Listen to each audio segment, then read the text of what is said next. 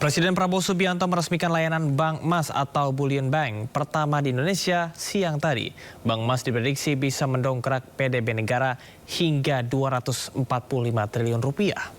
Yaitu peresmian layanan Bank Emas, Pegadaian dan Bank Syariah Indonesia untuk pertama kali dalam sejarah Republik kita yang kita cintai.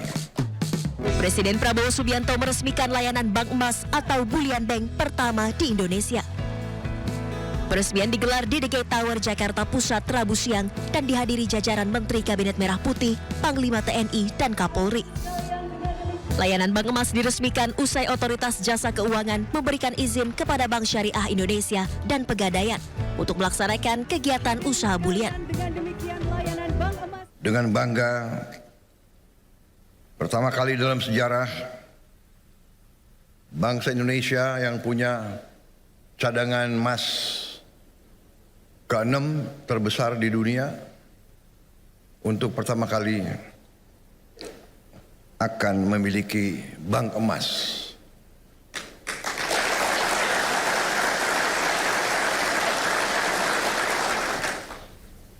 Saya ucapkan terima kasih atas semua pihak yang telah bekerja keras untuk mencapai hari ini.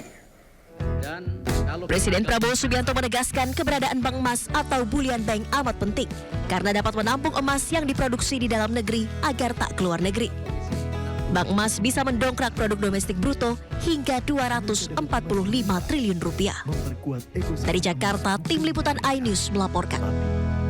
Kementerian Pekerjaan Umum memastikan akan ada kebijakan diskon tarif tol saat arus mudik maupun balik pada Lebaran tahun 2025. Menteri Pekerjaan Umum Dodi Hanggodo menyebut saat ini pihaknya telah membahas dengan Badan Usaha Jalan Tol terkait dengan besaran diskon tarif tol yang akan diberikan pada mudik Lebaran. Kementerian berharap besaran diskon tarif tol minimal sama dengan penerapan diskon pada Lebaran tahun lalu.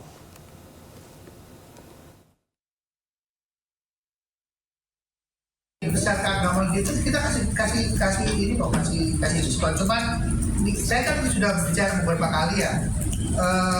Kalau tarif tol itu kan motongnya tuh profit marginnya si badan usaha, jadi saya mesti bicara dari hati ke hati. Contohnya kemarin Nataru itu nggak ada berapa persen, tapi kita bisa kasih 10%. Apalagi ada berita kan, jadi kita dan saya di dalam ratas sudah mengatakan di Pak Presiden, insya Allah bisa Pak sebelah gitu. Cuman memang angkanya belum bulat, mungkin angkanya nanti kalau bulat setelah perhubungan bulat lah. Jadi pada saat kita mungkin bisa lah, kan bisa lah saya separuh.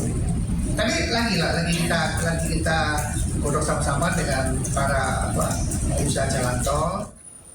Pemerintah mendorong pemberian diskon untuk tiket pesawat saat arus mudik dan arus balik Lebaran tahun 2025. Pemerintah berharap diskon tiket pesawat bisa lebih besar dari periode Natal dan Tahun Baru sebelumnya.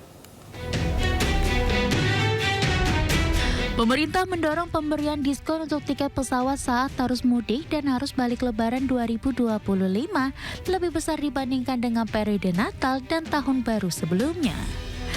Usai menggelar rapat koordinasi kesiapan Ramadan dan Idul Fitri 2025, Wakil Menteri Koordinator Bidang Politik dan Keamanan Loedik Freidik Paulus mengungkapkan, koordinasi masih dilakukan untuk menentukan besaran diskon tiket pesawat. Jika sebelumnya pada saat libur Nataru diskon yang diberikan sebesar 10%, maka pemerintah berharap angka tersebut bisa lebih besar pada musim mudik tahun ini. Diskon tiket pesawat itu berdampak kepada fuel recharge tentunya, kemudian parking fee yang lebih murah, ya. Sehingga dengan demikian tentunya tidak ada alasan dari airline untuk tidak menurunkan harga tiket. Ini tentunya masih dikomunikasikan, masih dikoordinasikan seberapa besar penurunan dari tiket. Kalau waktu Nataru itu 10%, kita harapkan mungkin lebih dari 10%.